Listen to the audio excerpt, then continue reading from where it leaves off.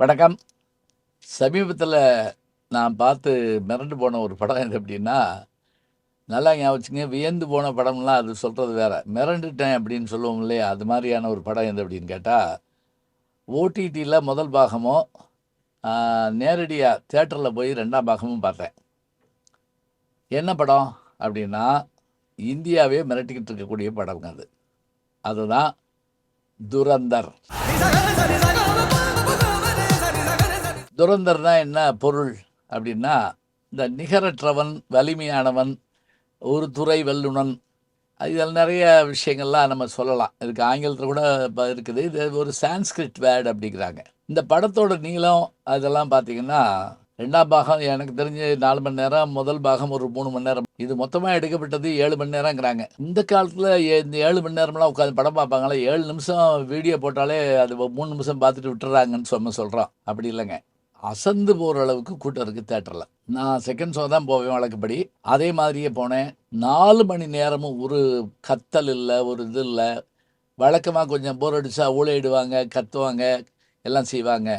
அப்படியே பின் ட்ராப் சைலண்ட்டா உட்கார்ந்து படம் பார்த்தாங்க. என்ன அப்படியான படம் அப்படின்னு பார்த்தா, இதனுடைய இயக்குனருக்கு தாங்க நம்ம முதல்ல ஒரு வணக்கம் சொல்லணும். ஆதித்ய தர். அதாவது கள ஆய்வு செய்து ஒரு படத்தை எடுத்து பார்க்கணும். கள ஆய்வுனா என்ன? ஃபீல்ட் ஒர்க் அப்படின்னா என்ன அப்படின்னா, ஒரு செய்தியை நம்ம வந்து அணுகிறதுக்கு முன்னாடி அங்கேயே போய் இருந்து, பழகி, பார்த்து, தெரிஞ்சு, பூரா புஸ்தகத்துலையும் கூகுள்லையும் பார்க்கக்கூடாது. அந்த மாதிரி கள ஆய்வு செஞ்சு உண்மைகளை மட்டும் அடிப்படையாக வச்சுக்கிட்டு, அதில் இருவேறுபட்ட கருத்து இருக்கலாம். உண்மைக்கே இன்னொரு கருத்து இருக்கலாம். ஆனாலும் நமக்கு தெரிஞ்ச பழகின உண்மைகளை வச்சுக்கிட்டு ஒரு படத்தை எடுக்கிறப்ப எத்தனை கஷ்டப்பட்டிருக்கணும் இந்த இயக்குனருக்கும், இவரோடு டிராவல் பண்ண அந்த ஒளிப்பதிவாளர் கேமராமேன் விகாஸ் நவ்லாகா அவருக்கும், நம்மளை மயக்கி இருக்கக்கூடிய இசையமைப்பாளர் சரஸ்வத் சத்தேவ், இப்போ தான் பேர் கேள்விப்படுறோம். ஆனால் இவர் முன்னாடி சில படங்களுக்கு இசையமைச்சிருக்கார், நமக்கு தெரியல. இவங்க எல்லாருக்கும் நம்ம பாராட்டு சொல்லணும். இதுக்கு அடுத்ததா நடிகர்களை தேர்வு பண்ணியிருக்காங்க பாருங்க. இது நடந்த கதை தாங்க. இப்போ அமரன் படம் மாதிரி தான் இதுவும். இந்த அமரன் படத்தில் எப்படி ஒரு ஒரு வீரருடைய வாழ்க்கை வரலாறு சொல்லப்பட்டதோ அதுபோல் இதில் எடுக்கப்பட்டிருக்கு. இப்படி எடுக்கப்படுற போது இதில் நடித்த அந்த நடிகர்களுடைய பேரை பார்த்தீங்கன்னா, முதல்ல நமக்கு தெரிஞ்ச ஒரு ஆள் யாருன்னு பார்த்தீங்கன்னா, படம் ஆரம்பிக்கிறப்பே உள்ள வர்றப்ப இவர் தானா அவர் இல்லையா, அவர் தானா இவர் இல்லையான்னு நினைக்க வச்சவர் யாருன்னு கேட்டால் மாதவன். படம் அவர்கிட்ட தான் தொடங்குதுங்க, அவர்கிட்ட தான் முடியுதுங்க. இந்த 7 மணி நேர படத்தில் அவர் சண்டை போட்டாரா, டூயட் பண்ணாரா, ஏதாவது பண்ணாரா? இல்லை. இதில் பொறுப்பு துறப்பு முதல்ல கொடுக்குறாங்க. இதில் வரக்கூடிய விஷயங்களெல்லாம் நீங்கள் யாரும் ஃபாலோ பண்ணாதீங்க. ஃபாலோ பண்ணாதீங்கன்னா என்ன அர்த்தம்? இதில் வந்து சிகரெட் குடிக்கிற மாதிரி இருக்கும், இல்லாட்டி மது கொடுக்குற மாதிரி இருக்குன்னா, அதெல்லாம் நாங்கள் வந்து எங்கள் இது இல்லை. அவரவர் வாழ்க்கையை சொல்கிறோம் நாங்கள், அவ்வளோதான் அப்படின்ட்டு மாதவன். நமக்கு தெரிஞ்ச மாதவனான்னு கண்டுபிடிக்கவே கொஞ்ச நேரம் ஆச்சுங்க. இந்த படத்தில் நமக்கு என்ன ஆச்சரியம்னா, யார் யார் இருந்தாங்களோ அவங்க மாதிரி பாத்திரமே இதில் வருதுங்க. அதுதான் ஆச்சரியம். அதனால தான் மாதவன் நம்மளால் கண்டுபிடிக்க முடியல. அதிலும் குறிப்பாக இங்கே 500 நோட்டு செல்லாதுங்கிற செய்தியை சொல்கிற போது அது ஏன் சொல்லப்பட்டது அப்படிங்கிறதும், டிமானிட்டைசேஷன் நடக்கிற போது நாம் எல்லாரும் என்ன இப்படி செஞ்சிட்டார் இப்படி செஞ்சிட்டாருங்கிறோம். ஏன் செஞ்சாருக்கான பதில் இதில் இருக்குதுங்க. ஒருத்தருடைய வரலாறு காட்டப்படுது, முடியாமல் படுத்திருக்க மாதிரி காட்டுறாங்க. அந்த நிலைக்கு அவர் எப்படி ஆளானாருங்கிறத காட்டுறதும் இன்னும் பயமாக இருக்குங்க பார்க்கவே. இதில் ஒரு ஆச்சரியம் என்னன்னா, தேவதை மாதிரி ஒரு ஒரு காட்சியில் வந்துட்டு போகிறது யாருன்னு பார்த்தா, யாமி கௌதம், இந்த டைரக்டருடைய மனைவி வந்துட்டு போகிறாங்க. அந்த இடம் கூட தேட்டரில் கைதட்டு வருது. காரணம் என்னன்னா, அவங்க ஒரு சின்ன செயலை அப்படி செஞ்சுட்டு போவாங்க புறம்போக்கில். அதே போல் வாழ்ந்திருக்கக்கூடிய ஒரு பாத்திரம் யாருன்னா ரன்வீர் சிங். தீபிகா படுகோனையனுடைய கணவர் இவர். ஏற்கனவே பத்மாவதியில் வந்து மிரட்டியிருப்பார் நம்மளை. கதாநாயகன் வந்து பாகிஸ்தான் நாட்டுக்குள்ளே போகிறப்ப தன்னுடைய பேரை முதல்ல அந்த பாஸ்போர்ட்டில் கேட்ட உடனே உச்சரிப்பார் பாருங்க, ஹம்சா அலி மசாரி. இதை பல இடத்துல கேட்பாங்க, எல்லா இடத்துலையும் அதே வார்த்தை சொல்லிட்டே இருப்பார். ஹம்சாங்கிற அரபி சொல்லுக்கு சிங்கம்னு பொருள். அதாவது ஓநாய்களை வேட்டையாடுகிற சிங்கம்ங்கிறத பல இடங்களில் குறிப்பாக காட்டுவாங்க. அதே போல் இவரோட சேர்ந்து இதில் முக்கியமான பாத்திரங்கள் அப்படின்னு பார்த்தா சஞ்சய் தத் மிரட்டுன்னு மிரட்டியிருக்கார். அப்படியே ரொம்ப வியக்க வைக்கிற ஒரு பாத்திரம் யாருன்னு கேட்டால் அக்ஷய் கண்ணா. இத்தனைக்கு இவர் தாங்க தால் படத்தில் தாளம்னு தமிழில் வந்துச்சு இல்லையா, அதில் வந்த கதாநாயகனுங்க இவர். அதில் பார்த்தீங்கன்னா அவ்வளோ அழகாக அவ்வளோ ஒரு ஐஸ்கிரீம் பாய் மாதிரி இருப்பார்.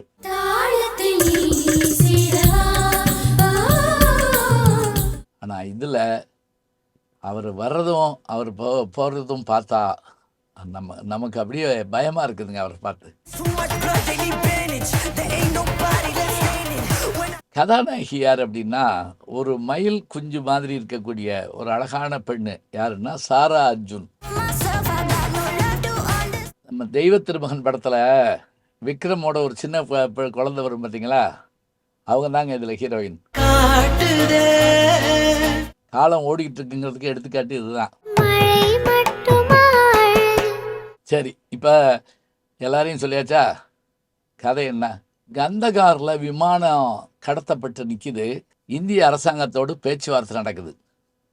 3 சிறையில் இருக்கக்கூடிய அந்த பயங்கரவாதிகள் இவங்களை விடுதலை செய்யணுங்கிறது தான் அந்த உள்ளே இருக்கக்கூடிய அந்த பயங்கரவாதிகளுடைய தீவிரவாதிகளுடைய நிபந்தனை. இதில் தாங்க ஆரம்பிக்குது. இப்போ தான் இதுக்கு பேச்சுவார்த்தை நடத்த மாதவன் போகிறாரு.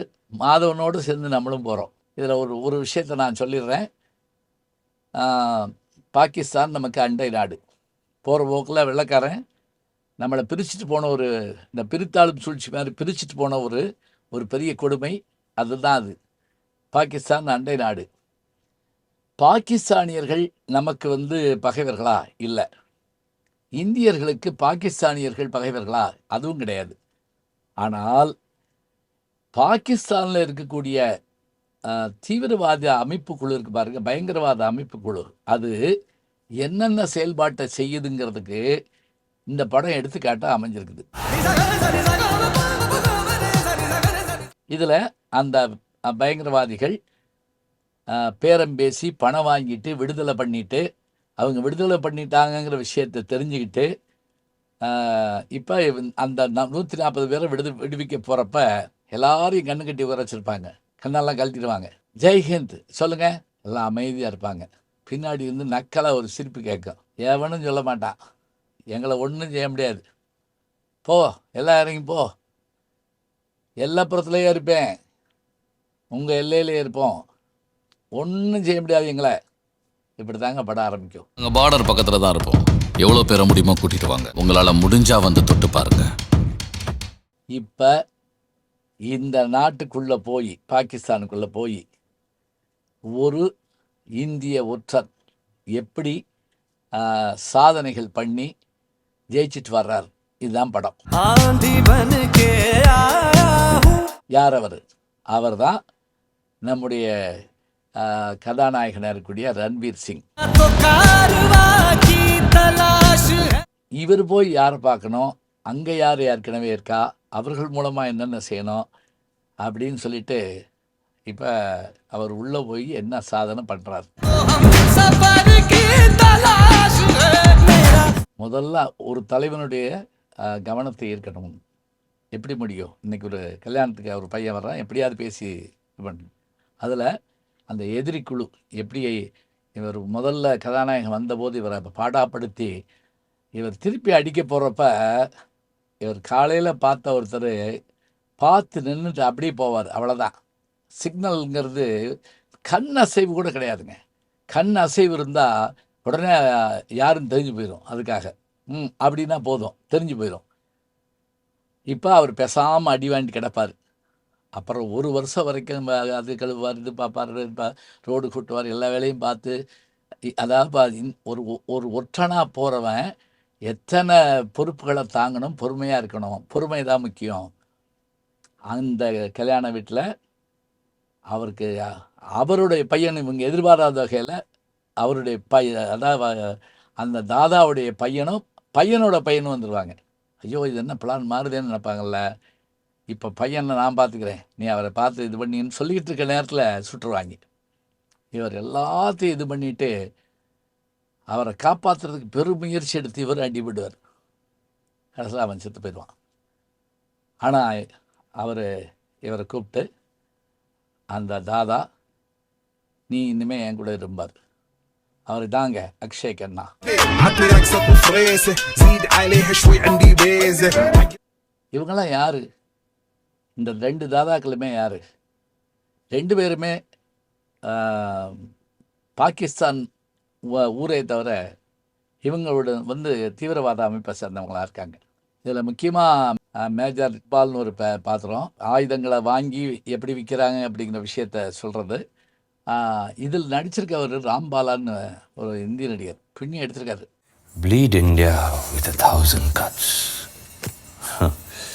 बिल्कुल है. இப்போ இதுதாங்க, இதுக்குள்ளே வரைக்கும் தான் நம்ம போக முடியும். இதுக்கு மேலே ஒவ்வொரு சம்பவமாக சொல்லப்படுது. அதாவது இந்த கதையில் கதாநாயகி இல்லையான்னு நம்ம கேட்போம். இதில் கதாநாயகி இருக்கிறாங்க, அவங்க அறிமுகமாகிறது ரொம்ப நல்லாயிருக்கு. ஒன்றும் இல்லை, இவர் பாட்டுக்கு நின்று பார்ப்பார். அவங்க அப்பா ஒரு முக்கியமான பாத்திரம், ஜமீல் ஜமாலின்னு ஒரு பாத்திரம், ராகேஷ் பேடிங்கிறவர் ஏற்று நடிச்சிருக்காரு. அவர் பார்த்திங்கன்னா அடையப்பா என்ன சொல்கிறது, அவர் மகதான் கதாநாயகி. சாரா அர்ஜுன், இவங்க சந்திக்கிற காட்சி ரொம்ப அழகாக இருக்கும். அதுவும் கோபத்தில் அவங்க அப்பா அந்த ஃபோனை பிடுங்கி எரியிறப்ப அதை பின்னாடி எடுத்து வந்து இவர் கொடுப்பார் பாருங்க, ரொம்ப அற்புதமான காட்சி அது. சரி, இப்போ என்ன தான் அங்கே நடக்குது அப்படிங்கிறப்ப, இவர் தன்னை இந்திய உளவாளின்னு காட்டிக்கிறாம எல்லா கஷ்டங்களையும் ஏற்று ஒரு இடத்துக்கு வந்து, முக்கியமாக அந்த அக்ஷய் கண்ணா உட்கார்ந்துருந்த நாற்காலியில் உட்காரணுங்கிற அளவுக்கு வர்றார். தாம் பக்கத்திலே ஒரு இந்திய குடிமகன் அடித்து கொல்லப்படுற போது கூட இவர் ஏன் பொறுமைகாக்குறாங்க நமக்கே கொஞ்சம் கோபமாக இருக்கும். ஆனால் அதுக்கான விடை ரொம்ப கவனமாக பார்க்க வேண்டியிருக்கு. இதே மாதிரி தான் முதல் பாகம் முழுவதும் போகும். இதில் தான் நடுவில் முக்கியமாக சஞ்சய் தத் வருவார். அவர் அங்கே இருக்கக்கூடிய போலீஸ் அதிகாரி, டிஎஸ்பி அப்படிம்பாங்க. அவர் என்னென்னா இந்த 2 குழுவிலையும் 2லையுமே கூடிய மட்டும் 2 பேரும் எப்படியாவது பிடிச்சி சிக்க வச்சு போடணும்னு பார்க்குற ஆள் தான். அவரும் இதில் ஒரு முக்கியமான பாத்திரம்.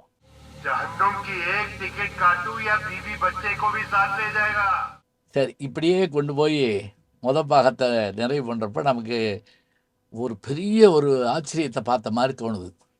கந்தகார் விமான கடத்தல், பாம்பேயில் நடந்த துப்பாக்கி சூடு, பார்லிமெண்ட்டு கட்டடத்துக்குள்ள வெளியில் ஏற்பட்ட சண்டைகள், இதே மாதிரி நம்மளை முன்னும் பின்னும் நகட்டி கொண்டு போவாங்க.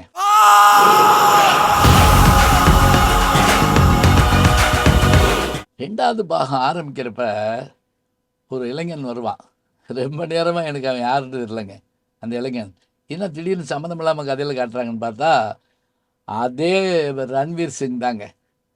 அதாவது 10th முடிச்ச ஒரு பையன் பட்டாளத்துக்கு போவான்ல, ஒட்ட முடி வெட்டிட்டு போய் வைப்பாங்கல்ல, அது மாதிரி. அந்த பையன் அவனும் அவனுடைய ஃப்ரெண்டு, இவர் 2 பேரும் ஒரு இடத்துக்கு போவாங்க. நான் உன்னை இழக்க போகிறேன், இருந்தாலும் போயிட்டு வா அப்படின்னு சொல்லிட்டு அனுப்புவாங்க. இப்போ அவன் உள்ளே போய் அடித்து செதற விட்டுவாங்க. அந்த இதுலேயே எல்லோரும் உறைஞ்சி போடுவாங்க, எவனும் எந்திரிச்சு போட தேட்டரை விட்டு. அதுதான் முக்கியம். ஸ்டண்ட்டு சீன்லாம் அப்படியான காட்சி. எதுக்கு தெரியுமா? சும்மா பழி வாங்கிறது இல்லைங்க.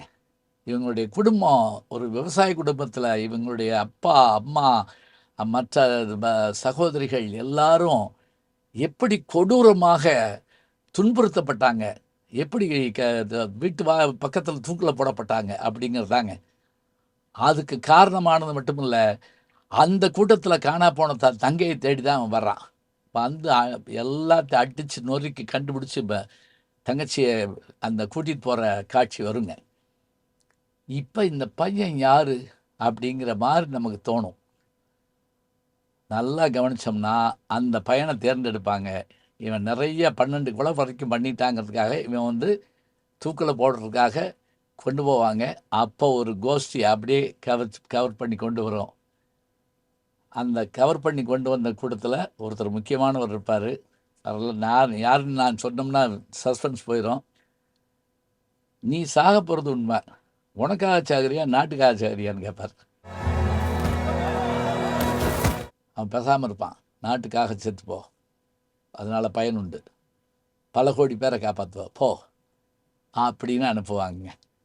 அப்படியே அந்த முகம் அந்த பழைய பெரிய தாடி வச்ச முகமாக மாறுறப்ப தான் இந்த 2ஆம் பாகம் ஆரம்பிக்கும். வந்திருந்தது யார், ஏன் வந்திருந்தாங்க அப்படின்னு. இந்த 2ஆம் பாகத்துக்குள்ளே சொல்லப்படுற செய்திகள் எல்லாம்லாம் நம்மளை மிரள வைக்குது.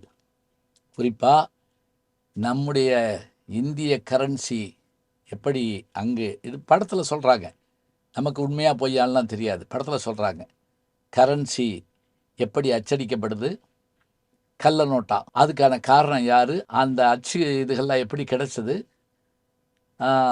அதை வச்சுக்கிட்டு அவங்க என்ன பண்ணுறாங்க, அதை வச்சு எப்படி துப்பாக்கி வாங்குறாங்க, துப்பாக்கி தயாரிக்கிறது யார், துப்பாக்கி வாங்குறது யார், இந்த கள்ள கரன்சியை கொண்டு வந்து சேர்த்து விடுறது எப்படி, தரைவழியாக எப்படி வர்றாங்க, எந்த ஊரில் பஞ்சாபில் எங்கே வர்றாங்க, மாடு வெட்டுறவங்க எப்படி வாங்குறாங்க, இப்படியே எல்லா செய்தியும் சொல்லப்பட்டுக்கிட்டே இருக்குதுங்க. ஒவ்வொரு முறையும் சொல்கிறப்ப நமக்கு பகீர்ங்க எல்லாமே இந்தியாவில் நடக்குது. இந்த கொலைகள் கொள்ளைகள் எல்லாமே இந்தியாவில் மற்றவர்களால் நடத்தப்படுதுங்கிறத நமக்கு பயப்படுறோம் நம்ம. இந்த நேரத்தில் லியாரியில் ஒரு பதற்றமான சூழல் நிலவுகிறது. ரஹ்மான் டக்கெட்டின் மரணத்திற்கு பிறகு இப்போது லியாரியை யார் படம் முடிக்கிற போது ஒவ்வொருத்தரையா யார் யார் தாதாக்கள் இருந்தாங்களோ எல்லாரையும் அழிச்சிருவாங்க. அழிச்சிட்டு இவர் முதல்ல இவர் இறந்து போயிட்டாருன்னு இவங்களுடைய குடும்பம் நினைக்கும். இப்போ தன்னுடைய குடும்பத்தை பார்க்க வருவார். பார்த்தாரா, என்ன நடந்துச்சு, அதே போல் கடைசி நேரத்தில் இவர் ஒருத்தர் காப்பாற்றுவார். அவர் யார், நீங்கள் படம் பாருங்க, அப்போ தான் பிடிக்கும்.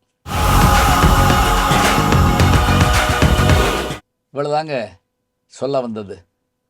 நல்லவங்க கெட்டவங்க வல்லவங்க அதெல்லாம் இருக்கட்டுங்க. பாகுபலி படத்தினுடைய இயக்குனர் ராஜமௌழி இந்த படத்தை பாராட்டுறார் அப்படின்னா சும்மா வெறும் பேச்சுக்கு பாராட்ட முடியாது. பிரம்மாண்டமான படத்தை இயக்கி ராஜமௌழி பாராட்டுறாரு. நான் பார்த்து ரொம்ப ஆச்சரியப்பட்டேன். இந்த மாதிரியான லொக்கேஷன் பண்ணவே முடியாதுங்க. இந்த மாதிரியான அமைப்பு இன்னொரு நாடு உள்ளே போய் எடுக்க முடியாது. இந்த நாட்டை குறை சொல்லி அந்த நாடு மாதிரியே செட்டு போட்டு எடுக்கணும். அதே மாதிரி இசை, அதே மாதிரி மியூசிக், அதே மாதிரி இது எல்லாம் கொண்டு வந்து இந்த படத்தில் காட்டியிருக்கிறது பெரிய ஆச்சரியம். துப்பாக்கியால் சுட்டுக் கொல்லப்பட்டான். அதிகப்படியான ரத்தப்போக்கு காரணமாக அவர் உயிரிழந்தார். இரண்டு கேங் மத்தியில் இதில் இன்னொரு இது எனக்கு என்ன தெரியுமில்ல ஒரு வியப்பு. இதே விஷயத்தை தாங்க என்னுடைய இனிய நண்பர் கமலஹாசன் அவர்கள் விஸ்வரூபத்தில் சொன்னார். அவரே தான் எல்லாருக்கும் இந்த பாகியம் கிடைக்காத. எனக்கு இது என்ன சொல்கிறது, நம்ம எல்லா விஷயத்தையும் யோசிச்சிருக்காங்க, செயல்படுத்துகிறப்ப தான் அதனுடைய சிரமங்கள் தெரியுது. 7 மணி நேரம் படம் எடுக்கிறதா இருந்தால் 10 மணி நேரம் எடுத்து தான் 7 மணி நேரமாக சுருக்கியிருக்கணும்.